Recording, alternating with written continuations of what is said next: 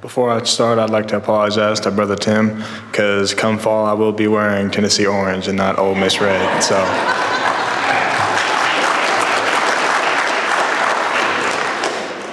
One's got a sting. All right, so I will try to keep this simple and sweet for the sake of the tissues in my family's pew.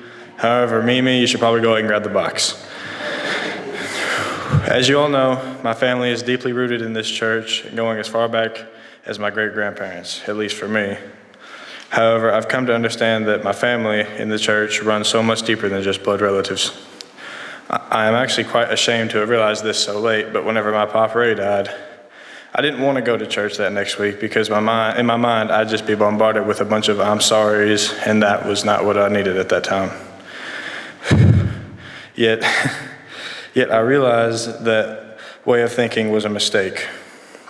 Whenever pretty much every face in this building today showed up for either his visitation or his funeral service and shook my hand to not only mourn with me, but to give reassurance that my grandfather had moved on to a better place.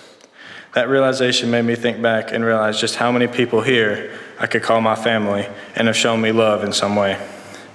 Whether it was mailing me cutouts of my face in the newspaper with the most loving notes attached, paying me and my friends rather handsomely for simple yard work like picking up leaves, teaching me the books of the Bible in Sunday school, offering me a spot on the cross-country team even though I had no idea what I was doing there.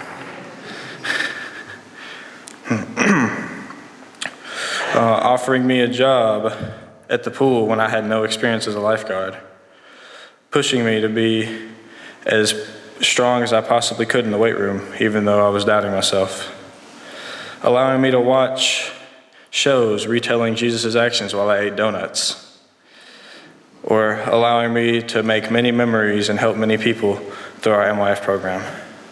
Now, while that may seem like a lot, if I were to say every little thing, we'd be here till dark. And I know a lot of y'all got a Mexican restaurant y'all got to go to here in a second.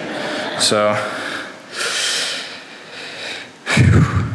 now while and as much as you probably like hearing my voice, I'll go ahead and end with this. My favorite verse in the Bible is Psalms 23. Though I walk through the valley of the shadow of death, I will fear no evil, for thou art with me.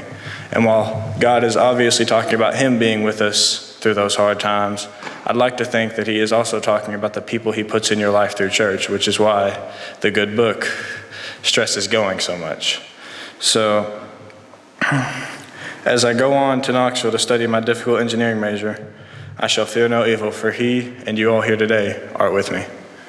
Thank you.